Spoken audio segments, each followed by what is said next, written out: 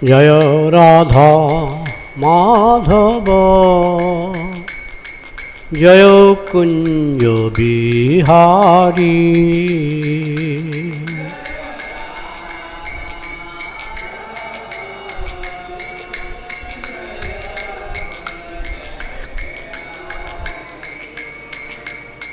जय श्री कृष्ण चैतन्य प्रभु नित्यानंद श्री अद्वैत गदाधर श्रीवासादि गौर भक्तवृंदा।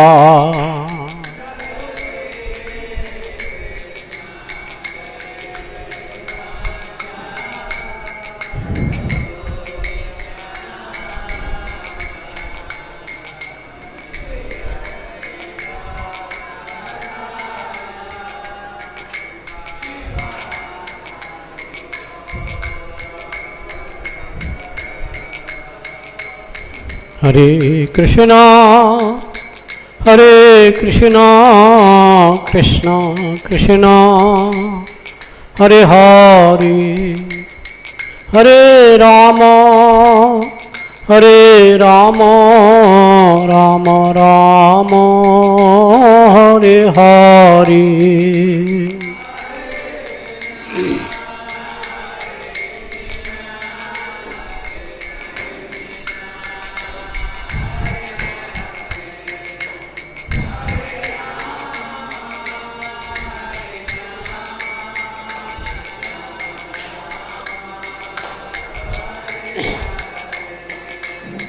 जय प्रभुपाद जय प्रभुपाद जय जगद्गुरु श्रील प्रभुपाद।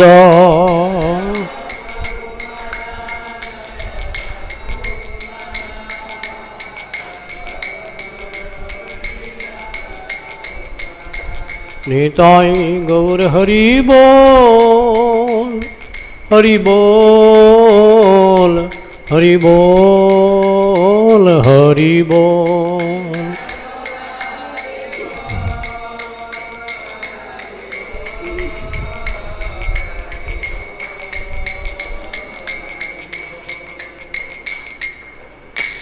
जयं विष्णुपाद परमहंस परिव्राजकाचार्य अष्टोत्तर शत श्री श्रीमद् ऐसी भक्तिवेदांत स्वामी शिल प्रभुपाद की अनंत कोटि वैष्णव भक्त वृंद की नमाचिर श्री हरिदास ठाकुर की प्रेम से कहो श्री कृष्ण चैतन्य प्रभु नित्यानंद श्री अद्वैत गदाधर शिवसादि श्री गौर भक्त वृंद की ग्रंथराज श्रीमद् भागवतम की समवेत वैष्णव भक्त वृंद की निताई गौर प्रेमानंदे हरि हरि बोल बोल।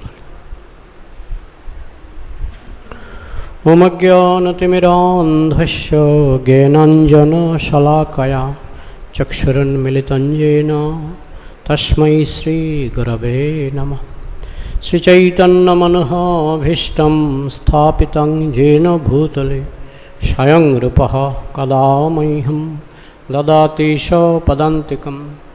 वन्देऽहं श्रीगुरुः श्रीज्योतिपदकमलं श्रीगुरून् वैष्णवांश्च श्रीरूपं साग्रजातं सहगुण रघुनाथान्वितं तं सजीवं साद्वैतं सावधूतं परिजनसहितं Krishna चैतन्यदेवं श्रीराधाकृष्णपादान् सहगण Lalita Shri विशाखान्वितांश्च।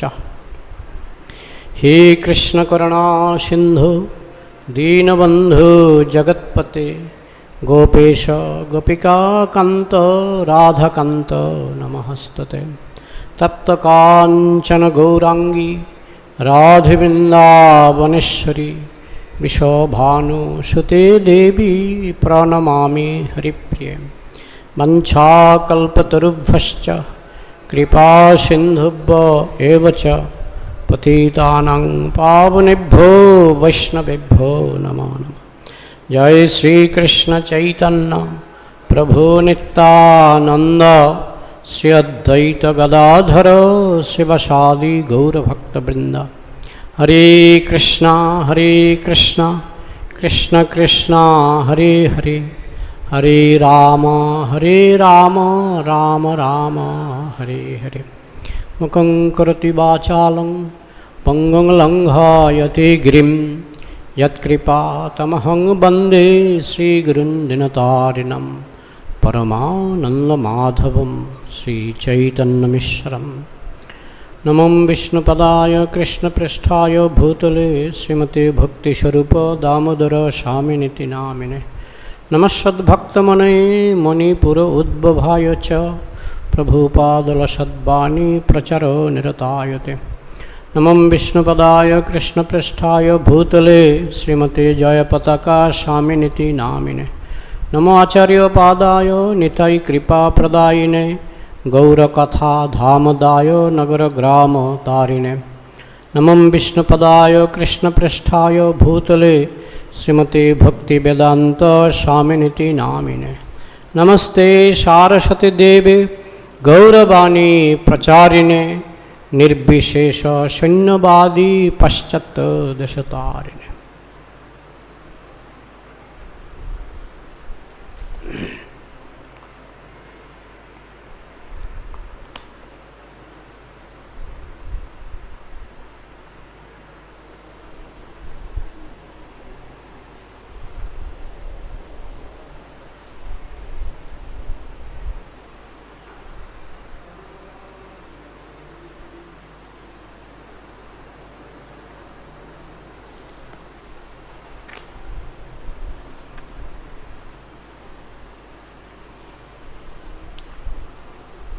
Reading from Srimad Bhagavatam, Canto 1, Chapter 18, Text 46.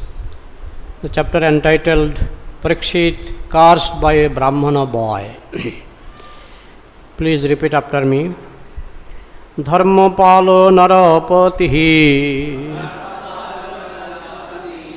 Shatu Shamrat Brihatsrava Shakshan Mahabhagavato Rajarshir Hayamedhayat Kshutrit Srama Juta Dino Naivashma Sapamarhati Dharmapalo Narapatihi Shatu Shamrat Brihasravaha Shakshan Mahabhagavato Rajarshir Hayamedhayat Kshutrit Srama Juta Dino Naivashma Sapamarhati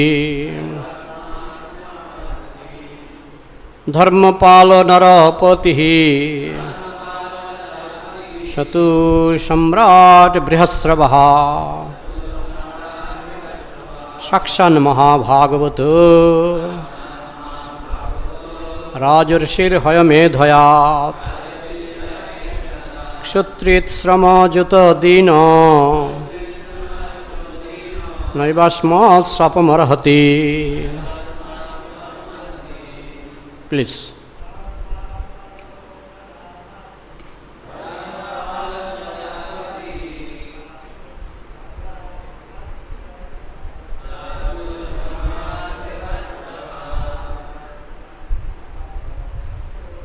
Shakshan Mahabhagavato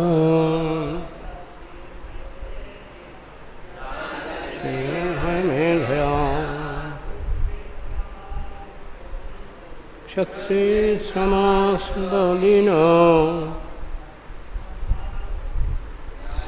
Ashma Sapamarhati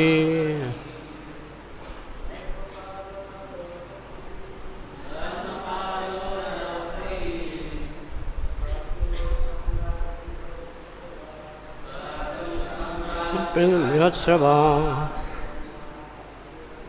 Shakshan Mahabhagavato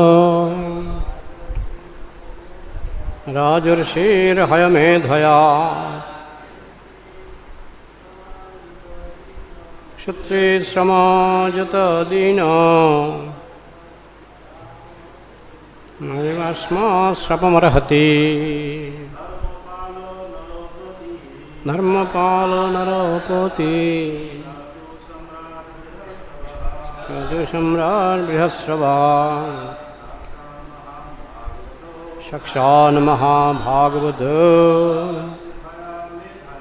Rajarshirhaya Medhaya Kshatris Mama Jata Dina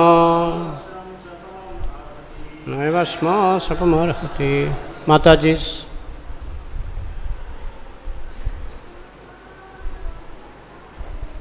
Dharmapalo narapati Shatush Mrad Brihatsravaha Shakshan Mahabhagavata Rajarshirhaya Medhaya Kshatrit Sramo Yuta Dina Naivasma Sapamarhati.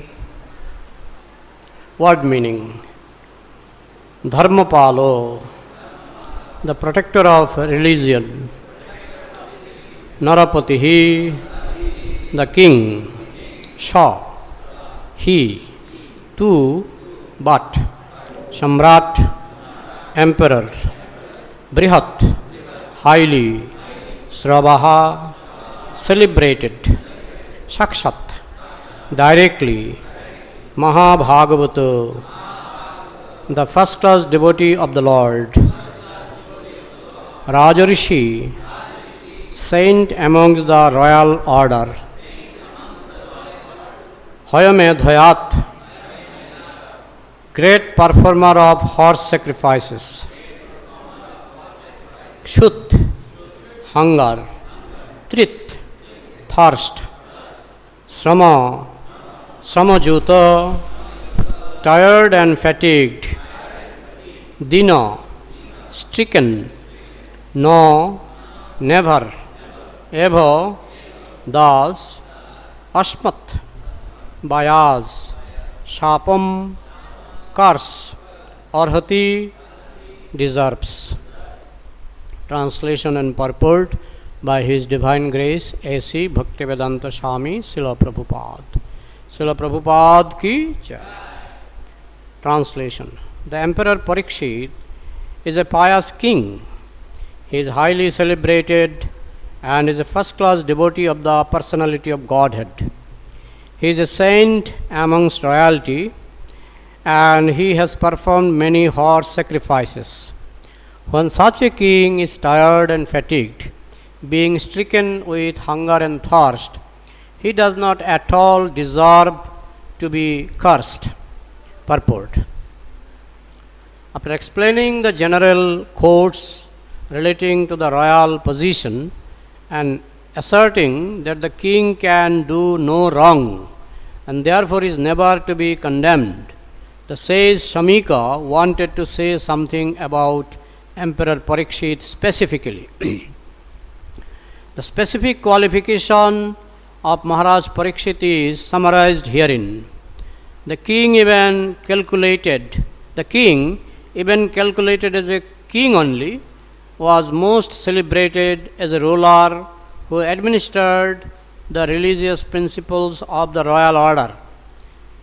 In the Shastras, the duties of all castes and orders of society are prescribed. All the qualities of a Kshatriya mentioned in the Bhagavat Gita were present in the person of the emperor.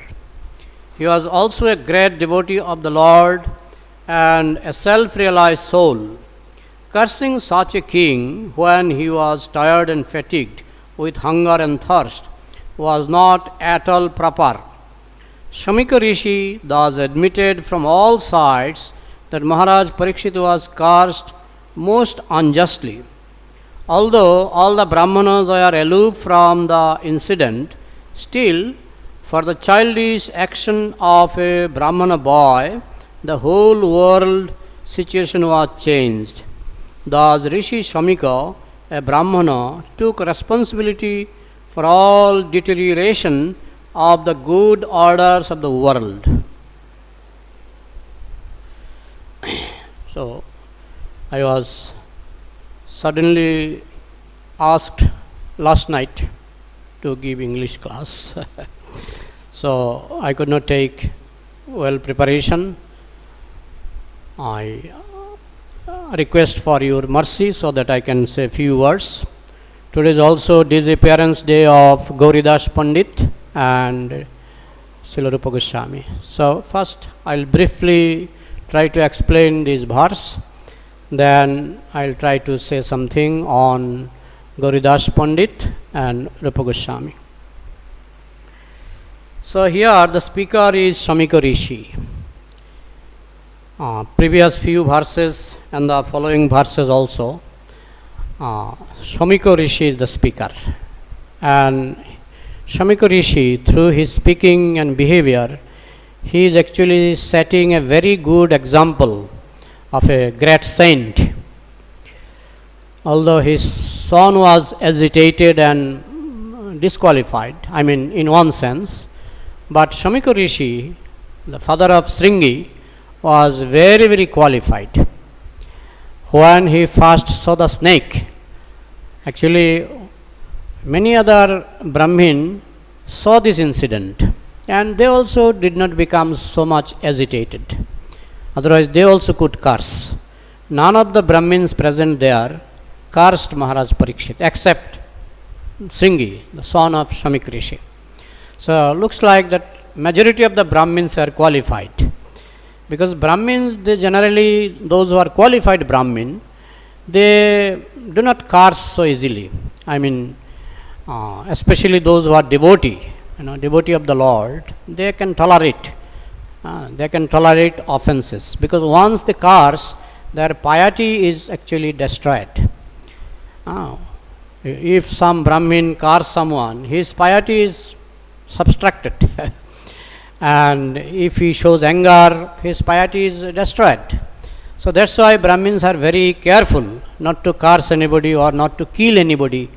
They are powerful to kill somebody. Simply by cursing they can kill. But they don't kill because they know if I kill, my piety will be subtracted.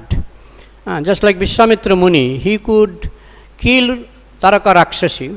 Taraka Rakshasi was disturbing Vishwamitra Muni's sacrifice. But Vishwamitra himself could kill Taraka Rakshasi. He had that much power. And he also knew many mantras of weapons, how to throw weapons with mantra. He himself, taught Ramchandra many weapons, So he was qualified not only as a Brahmin to curse somebody, but also he was qualified to kill somebody with weapons, because he knew many weapons. But still he came to Maharaj Dasharath.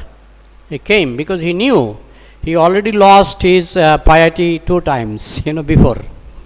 When Menaka first came, he lost his piety. He fell down and he married Menaka. Then he realized that I lost my piety. Then again he started performing meditation. The next time Indra sent Urvashi, and when he saw Urvashi, he became very angry, so much so that Urvashi got burnt. So in this way also, by showing anger, he lost piety. So 2 times he lost his accumulation of piety. So that's why he was very careful. So he did not want to kill Taraka Rakshasi, because he knew if I kill Taraka Rakshasi with my power, with my Brahminical power, then my power will be reduced. So, Brahmins, qualified Brahmins, they very rarely they curse, very rarely. So here we see Shamika Rishi. First of all, when he saw the snake, what he did? He did not become afraid. He did not become afraid. He just took it. Indifferently, he just threw, as if it is something like cloth. Even if you see a dead snake, it is, little disturbing, no? But Shamika Rishi was not disturbed. He did not even ask that where from the snake came, He just threw. He came to know from his son that King Parikshit, he came here and he was disturbed with hunger and thirst, and he was asking for some water. But Shamik Rishi was really absorbed in meditation, and King Parikshit, he sometimes, he doubted whether I am calling so loudly, whether this sage is really in meditation or he is just trying to avoid me. Sometimes if you want to avoid somebody, you can also act. You can make some drama. So King Parikshit, as he was a politician, he thought little politically that maybe this sage is trying to avoid me because I am Kshatriya, I am a lower caste, and his Rishi says he is in higher caste. So maybe he is trying to avoid me. So that's why he is, acting as if he is absorbed in meditation. But I will really see whether he is acting or he is really in meditation. So Goswamis, they explained that it was not Parikshit's fault. It was not King Parikshit's fault. Actually, Krishna wanted that he should commit this offense. He should commit this mistake so that Bhagavat can come. And Bhagavat can appear. So this was Krishna's plan. Whenever a great devotee commits some mistake, sometimes Krishna interferes. It is Krishna's plan, not that it is that great personality's fault. Sometimes we see Brahma committed mistake, sometimes we see Indra, Brahma, and great sages also, Brihaspati committed great mistake. At least in human calculation, these mistakes are very great.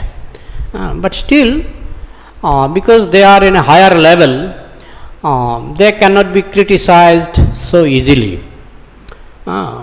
In Chaitanya Bhagavat, there is a verse, when Brahma committed some offense, Brahma was attracted to his own daughter. So, in Chaitanya Bhagavat, it is said, Ishwarer Shaman Brahma, Ishwar Shaman Manda Karma Korileu Manda Nahe Tan. Lord Brahma is very much empowered by the Supreme Personality of Godhead. So, in one sense, he is Gunavatar. Lord Brahma, Shiva, and Vishnu, there are three Gunavatars. So, Lord Brahma is Gunavatar. So, he is so much empowered by the Supreme Personality of Godhead. Even if he commits some mistakes, Manda karma korileu manda nahetan, but it should not be taken seriously. 6 of his grandson took it seriously, and they started laughing at what our grandfather is doing. And because they laughed, they took, I think, three times rebirth. First time as son of Kalanimi, second time as son of Devaki, Devaki, yes. And third time as son of Bali Maharaj. The 6 grandsons of Brahma, simply because they laughed at Brahma's behavior, they got so much punishment. When they became sons of Kalanemi, they were killed, I think, by Hiranyakashipu. They are killed. And then they took birth as sons of Devaki, and they were again killed by Kangsha. And Kalanemi became Kangsha, no? So that means by own father they are killed, next life. And then they took birth as sons of Bali Maharaj. And later on, when Krishna rescued them and Krishna brought them back to Devaki, and they had chance to drink Devaki's breast milk, they became purified by drinking the remnants of the Supreme Personality of Godhead. So we see, even sometimes the great personalities commit some mistakes. It should not be taken so seriously, because they are empowered by God, and sometimes God Himself, to create some pastime, sometimes God Himself, bewilders, just like Arjuna was bewildered in Kurukshetra. How come a great devotee like Arjuna can become so easily bewildered? But Krishna wanted that you become bewildered so that I can speak Bhagavat Gita. It is exactly like a drama. That's why it is called pastime. So, Parikshit Maharaj was such a great king in this sloka. His qualifications are, Shamik Rishi is mentioning his qualification. Shamik Rishi, such a great person, he was actually offended. If some king offers, puts a dead snake around says neck, around sage's neck, it is an offense, great offense. Apparently, it is a great offense. But Shamik Rishi did not take even a slightest offense. He thought it is okay. It is okay. He is only thinking king's great qualification. The king is so qualified. So we have to learn so nice thing from the behavior of Shamik Rishi and from the mentality of Shamik Rishi. What should be the mentality of a great Vaishnava? What should be the mentality of a great sage? Sometimes we forget when somebody is committing small mistake. We forget his 90% good qualities. Ordinary people, it is okay. If you help some ordinary people whole life, and maybe sometimes you commit little mistake, the person who received unlimited help from you, he will criticize you. You have this experience, no? In common life, even if you help somebody so much, but for little mistake, they will forget your help. Kunti Devi says, if somebody helps you, then you should help him. If somebody helps you one time, you should help him 10 times. This should be devotee's mentality. And all the time, we should never forget the good qualities, good contribution of a great personality. So, Maharaj Parikshit, he has unlimited good qualities. He is a Mahabhagavat. Prabhupada used to say that in a good country, all the citizens are Bhagavat and the king is a Mahabhagavat. In a good country, king is Mahabhagavat and ordinary people are Bhagavat. Then there will be peace and prosperity in a kingdom. So King Parikshit was Mahabhagavat. Now we can understand from his behavior. He could countercurse the Brahmin boy. Parikshit Maharaj had that much power. He was personally favored by the Supreme Personality of Godhead. Even when he was in the womb of his mother, he was personally protected by the Supreme Personality of Godhead. So he is not ordinary person. He is a very, very, very, very rare person. But still, although he was very powerful, he was so much favored by the Supreme Personality of Godhead, and he could countercurse that Brahminical boy, that Brahmin boy, but still, he did not utter a single word to curse that boy or to counteract that curse. He rather thought, okay, it is my karma, so I have to tolerate this. We see in the behavior of Prahlad Maharaj. Prahlad Maharaj was cursed by his father every minute. Prahlad Maharaj, he was being cursed by his father every moment. You understand? Cursed and mistreated, ill-treated. But have you heard any cursing word from Prahlad Maharaj? So this is the qualification to identify a great devotee. Even among us, there are so many great devotees. I have seen. In Bombay, I have seen one devotee that one devotee, he started quarreling with, I can tell the name also because it is a good qualification of a devotee. Have you heard the name of Padma Lochan Prabhu? He wrote books also, Padma Lochan Prabhu. He was in Bombay when I was staying in Bombay temple. So one day, one devotee, not so much, not old devotee, new fight. He started fighting with Padmalochan Prabhu and he started cursing and he was, speaking so many harsh words to Padmalochan Prabhu. But I saw Padmalochan Prabhu did not say a single word.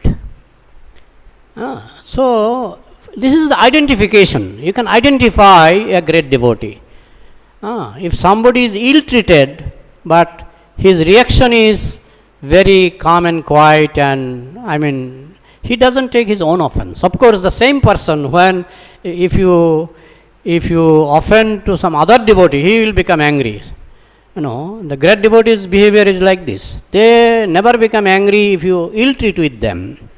But they become angry when you ill-treat other Vaishnava, or if you ill-treat, Krishna, if you commit some offense to Krishna, or if you commit some offense to other Vaishnavas, they become like fire. But if someone commit offenses to themselves, commit offenses to himself, then he will not become angry. He will tolerate. He will think it is my karma and I deserve this chastisement. So he doesn't take offense. So here Shamik Rishi, although he was greatly offended, but he did not take the offense. Rather, he was thinking positively. So many previous verses also and these verses also, he is only explaining the positive qualification of Parikshit Maharaj. So here Dharmapalo, you see, he is actually trying to convince his son that you see the king is Dharmapalo, he is the protector of religion. Now you have cursed him. You don't know what kind of mistake, a grievous mistake you have committed. Because for this mistake, coming, years, millions of years or thousands of years will be affected. For this mistake, coming all the years of Kali Yuga will be affected. Because when Parikshit Maharaj left, actually after that Kali Yuga started flourishing like anything. The speed of Kali Yuga is very, very, very strong. Now I am 62 years old. Within this 62 years old, I have experienced the speed of Kali Yuga. I have seen when I was a child, there was only, I am telling about India. I don't know, maybe speed of Kali Yuga in America was much greater. And when I was a child, first I saw radio, not television. In my childhood, there was no television. There was no mobile. Only radio I saw, radio. So from radio itself, people are affected so much. Before radio, people are absorbed in hearing Krishna Katha, hearing Ramayana, Mahabharata.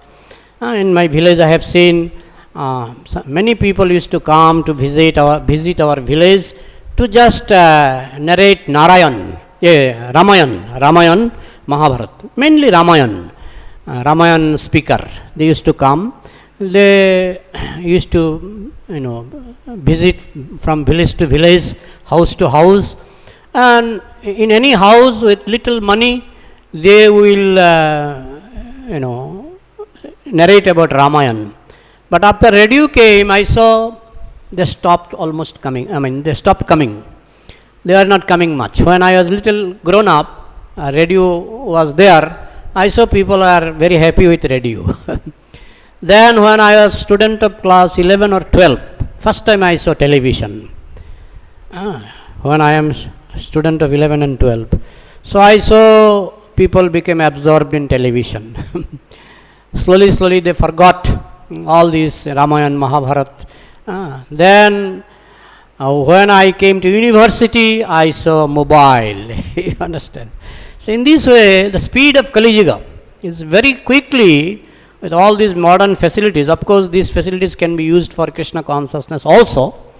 It depends on the user, but majority users are unqualified, disqualified. So they misuse all these things. So anyway, this Shamaka Rishi, he is glorifying Maharaj Parikshit. Dharmapalo is the protector of religion. Dharmapala or Narapati, and Narapati, king, is representative of the Supreme Personality of Godhead. Satu Shakshad Brihasrava, and he is very glorified, he is very much celebrated. These things are God's qualification. Jasha means he is glorified everywhere. So this king, Parikshit, he is glorified everywhere. And Sakshat Mahan Bhagavata, and he is Mahabhagavata, he is a great devotee. And Rajarshis, although he is a king, but he is a saint, Rajarshi. Monarchy was good, not because there was king, but there was Rajarshi. Rajarshi means saint taking the position of king. Just like Yudhishthir Maharaj, he was Rajarshi, he was a saint, he was like a sannyasi, but he was taking the position of a king. Parikshit Maharaj, they are all Rajarshis. Ambarish Maharaj, Dhruva Maharaj, Prahlad Maharaj, they are all Rajarshis. There is also, third class king like Ravana, like Ben Maharaj, they are all disqualified kings.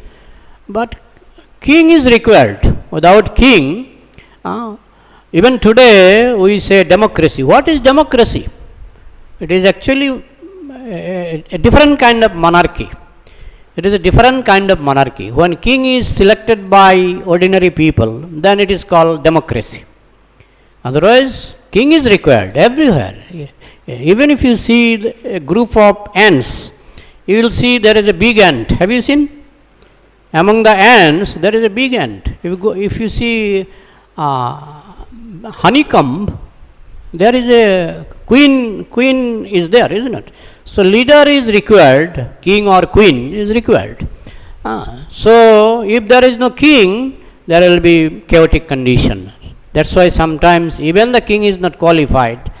It is better than, they say a blind uncle is better than no uncle. Without king means all the dacoits and all the antisocial people, they will disturb. Nobody can live peacefully. A saintly person cannot live peacefully, because all these dacoits and robbers, they will come and they will plunder your property, plunder your wealth. So king is required, especially pious king like Parikshit. So, my dear son, Shamik Rishi is addressing his son, that what you have done is a great mistake. He is such a qualified king. Of course, he was disturbed by hunger, thirst, and he was disturbed by sunlight. So, in this way, he was very much disturbed. So, it was our duty to welcome him. Instead of welcoming him, we have not, due to some reason, I was absorbed in meditation. But you should not have cursed him. That was a great mistake. Navasta sapamarhati, he doesn't deserve our curse. So this is the summary of the verse. And now, because time is short, so I would like to narrate something on Gurudas Pandit, and if time permits, I will try to narrate something on Rupa Goswami. And question answer I will take after discussing Gurudas Pandit and Rupa Goswami. Okay.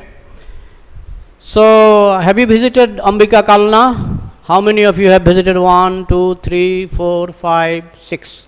So you are lucky. I visited first time, I think 1 month or 1.5 months before. First time in my life. Ambika Kalna. Ambika Kalna is the house of Gurudas Pandit. His brother's name was Surjadas Sarkal. Nityananda Prabhu married Surjadas Sarkal's 2 daughters, Jannava and Vasudha. That is Gurudas Pandit's, Surjadas Sarkal is Gurudas Pandit's brother. And Gurudas Pandit was also very much devoted to Nityananda Prabhu. That actually Nityananda Prabhu is gone. I mean, those who served Nityananda Prabhu specially, they are like Nityananda Prabhu's group. So Gurudas Pandit was very much, he very much served Nityananda Prabhu, and also Nityananda Prabhu favored him so much. So, just before taking sannyas, after taking sannyas, they visited Ambika Kalna, Gurudas Pandit's house, Chaitanya Mahaprabhu. And they stayed there for some days. They are dancing, singing, speaking Harikatha, and they are preaching in the different houses surrounding Gurudas Pandit's house. And after some time, Mahaprabhu told, now we have to go to Puri,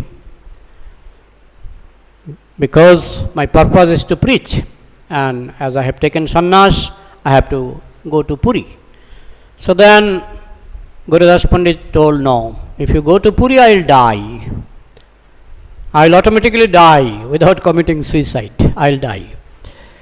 So then Mahaprabhu tried to convince him, tried to solace him that we have come here to preach. So if I stay in your house, then what is the use of my incarnation?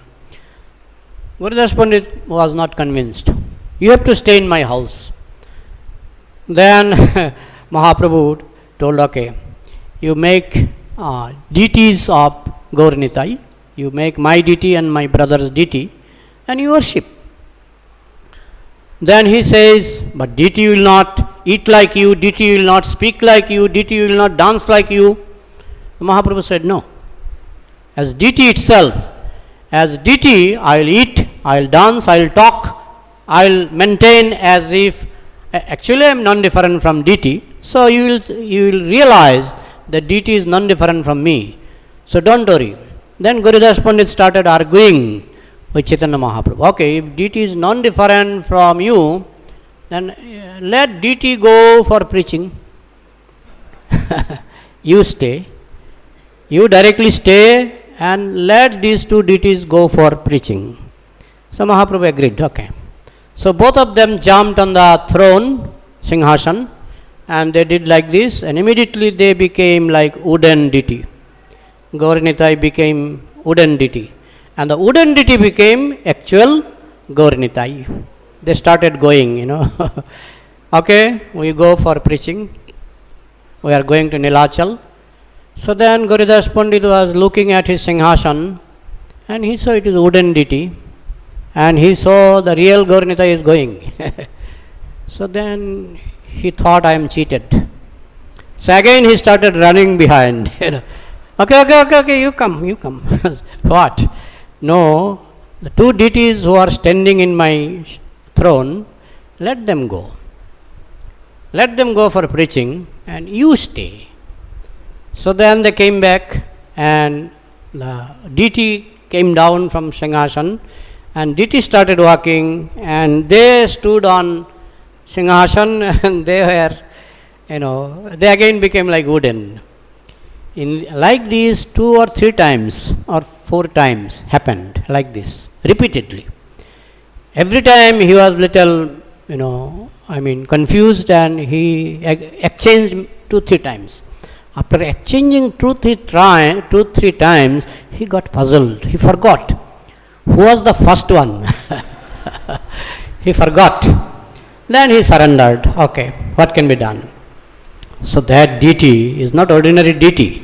Even after Mahaprabhu and Nityananda Prabhu left, this deity was speaking with Gurudas Pandit. And every day Gurudas Pandit was cooking himself. So many preparations, so many items. So one day Mahaprabhu, he thought, this man has become old, and now he is cooking so many items. I should not give him so much trouble. So one day Mahaprabhu told, I will not eat today. I will not eat. So Gurudas Pandit became upset. Why you will not eat? Because in this advanced age you are cooking so many items. I cannot tolerate this because you are old man and you are cooking so many items. It is very troublesome to you. So Gurudas Pandit became angry. Why you are thinking of my body? I feel happy by cooking for you. No, if you cook so many items, I will not eat. So then Gurudas Pandit told, okay, today I will cook only spinach, shak, and 1 or 2 items I will cook. So then Mahaprabhu agreed. Okay, I will eat. So that means even after Nityananda Prabhu and Chaitanya Mahaprabhu left, the deities are behaving like, like they are alive, they are speaking, they are not behaving like wooden deities. They are behaving like actual Chaitanya Mahaprabhu and Nityananda Prabhu, like this, Gurudas Pandit had a disciple named Hridayananda. and Hridayananda, he was worshipping the deity. And one day Gurudas Pandit wanted to visit some place outside his village. Then he went out. He told Hridayananda that you take care of the deity. So Hridayananda was taking care of the deity very lovingly. Hridayananda also very great devotee, pure devotee. So he was taking care of the deity very lovingly. But Gurudas Pandit was not returning in time. He was taking longer, many days. He was taking many days. He was not coming back. It was before Gaur Purnima. And I think 3 or 4 days left for Gaur Purnima. Still Gurudas Pandit did not come back. Then the disciple, Hridayananda, he thought, if my Guru Maharaj is not coming back in time, how will celebrate Gaur Purnima? So then he himself, Hridayananda himself, took the responsibility. He wrote many letters to different distinguished guests that on such and such date there will be Gaur Purnima festival. Please come and join us. So at that time, Gurudas Pandit came. So when Gurudas Pandit wanted to test his disciple. So when Gurudas Pandit came, then Hridayananda told, because you are very late, I was a little worried. So I wrote some letters and I sent to some of the devotees. So Gurudas Pandit, in his mind he was happy, but externally to test his disciple, he showed some anger. See, I did not die, I am still alive. In my presence you have invited somebody, and I don't know who are these guests, whether I wanted to invite them or not. You just invited, you selected yourself, ignoring my presence. So this is not good. If you are so interested to celebrate Gaur Purnima, you go out of my temple and you celebrate Gaur Purnima separately. So then Hridayananda, he was trying to convince his Guru Maharaj, asking forgiveness, because you are very late, that's why I was feeling some tension. So I just did like this to please you. Oh, no. You are very expert, so you can perform Gaur Purnima separately. So because it is Guru's Adesh, Guru's order, so Hridayananda went, his Guru Maharaj told, you go to bank of Ganga and you perform Gaur Purnima there. So Hridayananda started, also whatever he collected for Gaur Purnima, for Gurudas Pandit, Gurudas Pandit told, I don't accept your collection, you take all the collection and you perform Gaur Purnima separately near Ganga. So he, being ordered by his Guru Maharaj, he took all the collection and he went near Ganga and he started celebrating Gaur Purnima. And what happened, on the day of Gaur Purnima, there was another disciple who was worshipping that Gaurnitai deity, and he found there is no Gaurnitai in the temple. So he informed his Guru Maharaj, there is no Gaurnitai in the temple. What happened? Then Gurudas Pandit, he took a stick and he started running, and he doubted maybe Gaurnitai is with Hridayananda. So he came near Ganga and he saw Gaurnitai is dancing with Hridayananda, So then Gaurnitai became afraid, see. Gaurnitai became afraid. Hey, see, Gurudas Pandit has come with stick. So suddenly they jumped and entered into Hridayananda's heart. So Gurudas Pandit saw Gaurnitai jumped and entered into Hridayananda's heart. Then he became surprised and he understood that my disciple Hridayananda is a very great devotee. So he embraced Hridayananda and he was crying, and he told, from today your name is no more Hridayananda, your name is from today Hriday Chaitanya, because Chaitanya Mahaprabhu entered into your Hriday, means heart.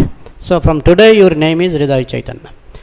So then after that incident, he came back to his temple and he saw Gaurnitai standing in the temple. So Gurudas Pandit, he became little afraid, because he thought, my Gaurnitai is very special, and if some special devotee comes and take darshan of Gaur Nitai, as it happened with Hriday Chaitanya, that Gaur Nitai left the temple, so he became so much afraid that even for darshan, if you go for darshan, they allow for a few seconds or minute. Not minute, I saw.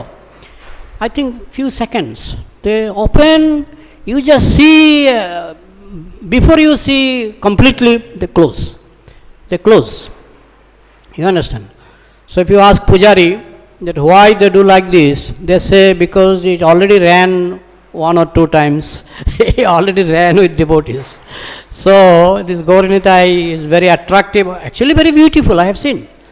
That Gaur Nitai is very beautifully, his very beautiful face and very beautiful dress, really attractive Gaur Nitai. So if any devotee takes darshan for, say, longer time, that Gaur Nitai may leave temple. So that's why Gurudas Pandit was so much cautious and so much afraid, and that's why he never allowed to have darshan for long time. And still today, the present pujaris also, they don't allow you to see for long time. Few seconds they will show and they will close the door. I have seen on the door also there is black spot of the hand of pujari, because pujari is opening and closing, that place became completely black. Where he is touching, the pujari is touching. Whenever the temple is open, it is like this. Pujari is busy with opening the door and closing the door. You understand? So, if you go there, it is not very far. Our Prabhu is there, he is conducting some tour, no? You? So, if you go there, you can find a Bhagavat Gita written by Chaitanya Mahaprabhu himself, his own handwriting. I saw that handwriting, Mahaprabhu's handwriting of God. It is much more beautiful than any printing. Day before yesterday, I saw the handwriting of Krishnadas Kaviraj Goswami in his house. I had the good fortune to visit Krishnadas Kaviraj Goswami's house, and his handwriting is still there. So beautiful, much beautiful than any printing. And Mahaprabhu's handwriting was, I have seen, it is much more beautiful. In Gurudas Pandit's house, if you ask Pujari, they can show. And there is also one, what is called Boita, with which the boatman, they row the boat.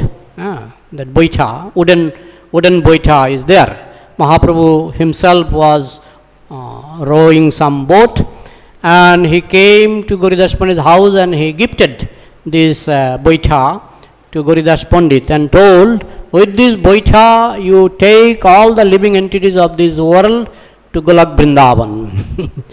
So that Boita you can see, and Bhagavat Gita written by Chaitanya Mahaprabhu. He just copied, Chaitanya Mahaprabhu just copied.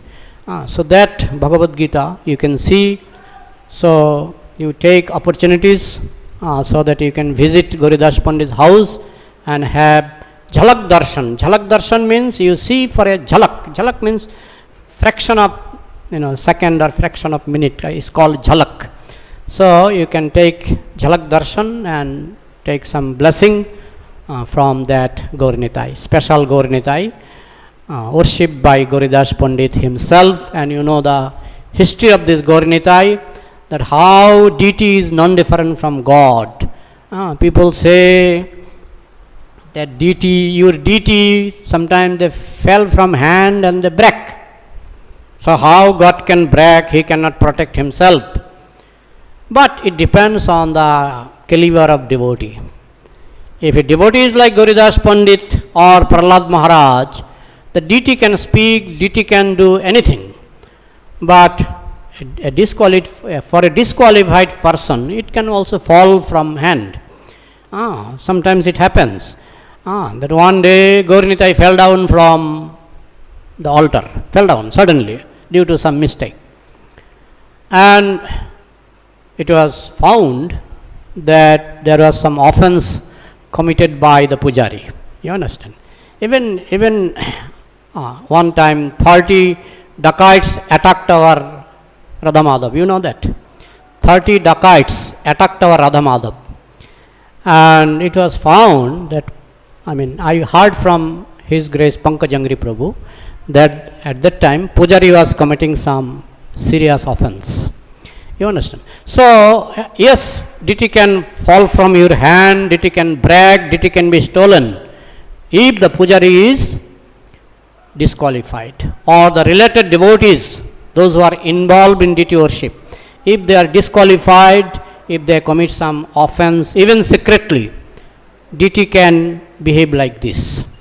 And if devotees like Gurudas Pandit, or devotees like Prahlad Maharaja, or Gadadhar Pandit, the deities perform so many wonderful pastimes.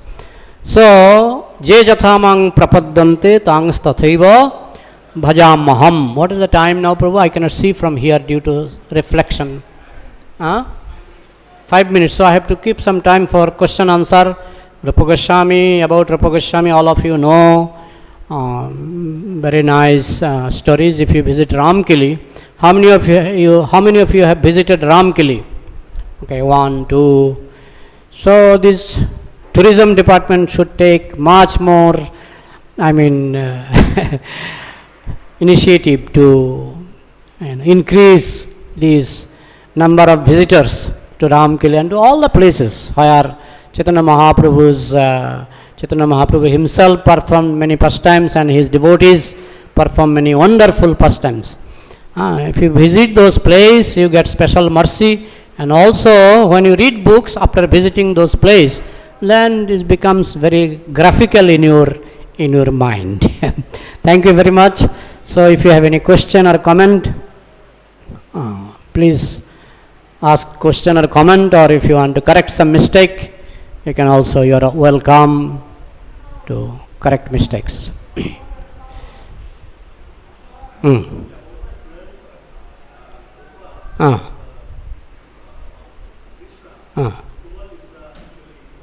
Gurudas Pandit was one of the 12 Shakha of Vrindavan, Shubal Shakha. And we visited Uddharan Datta's house. He is also one of the 12 Shakhas. I think Uddharan was Shubahu something, and Gurudas Pandit was Shubal Shakha. Yeah, from Dapur Yoga. Thank you for the comment. Any other comment or question? Okay, Prabhuji. How did Rupa Goswami give up all his property and... I could not follow the question. How did Rupa Goswami give up property and wealth and facilities? Everybody wants money and property. So... Who got property and wealth? Rupa Goswami. How did he live? No, he was not before Rupa Goswami was not Rupa Goswami.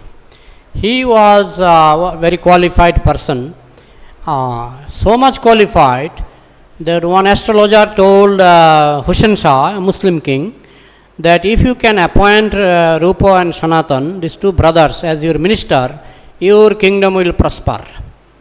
So then Hussain Shah invited Rupa Goswami and Sanatan. At that time they were not known as Goswami. So Hussain Shah invited them and asked them to become minister. He asked Sanatan Goswami to become prime minister and Rupa Goswami to become finance minister. So they denied. They told, no, we are not interested, because they are not interested to serve under a Muslim government. But because Hussain Shah was very cruel king, so he forced, no, you must become my minister. So actually Hussain Shah forced them to become minister. But although he forced, he gave nice salary, he gave lot of land, so much land, good quarters, house, everything he gave. So from Hussain Shah, they became rich. You understand? Otherwise they were not interested to become minister. You understand? But later on, when Rupa Goswami left this service, then he distributed his wealth. I think 50% he kept for he distributed to the Brahmins and Vaishnavas. Other 25% he distributed to the relatives, and other 25% he kept for emergency. So this was the standard established by Rupa Goswami, how to utilize wealth at the end of your life. Is it clear, Prabhu, your question? Okay, Hare Krishna. Any Mataji. Mataji will ask one question, it is compulsory.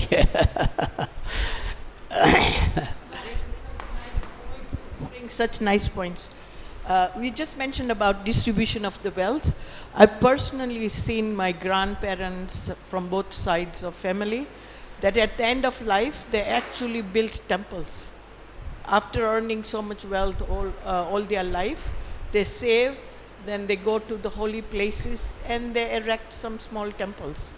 So it's a common thing, but just present generation has not taken that notice. Yeah. Even some of Srila Prabhupada's disciple, like Satsvarup Maharaj, he was serving in some college or university, and whatever salary he used to get, 100% he used to hand over to Srila Prabhupada. Complete salary he was giving to Srila Prabhupada. And he was, taking prasadam in the temple. So in this way, he did not care for his own maintenance. He was giving everything to Srila Prabhupada. So it depends on the mentality and consciousness of a devotee. The more you are advanced, the more easily you can give up your possession. Thank you, Mataji. So, can I stop here? Okay. Grantharaj Srimad Bhagavatam ki, Srila Gurudas Pandit ki, Srila Rupa Goswami ki, Samavata Vaishnava Bhakta Vrinda ki, Nitai Gaur Premanande, Hari Hari Bol.